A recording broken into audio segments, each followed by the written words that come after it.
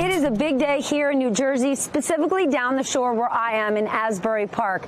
The Jersey Shore consists of 600 small businesses, and today, New Jersey moving into phase 2, where daycare centers, restaurants, and most retail will be open, is a huge day for small business in this state. While the big box stores have been open, small businesses have been essentially shut down. Earlier today, we saw for the first time in months, umbrellas open and diners sitting outside of these restaurants. This is huge for the local community.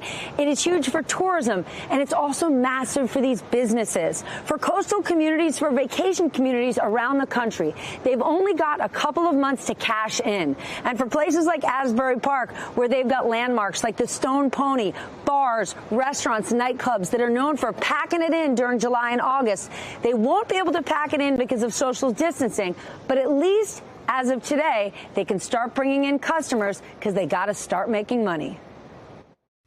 Hey, NBC News viewers, thanks for checking out our YouTube channel. Subscribe by clicking on that button down here and click on any of the videos over here to watch the latest interviews, show highlights, and digital exclusives. Thanks for watching.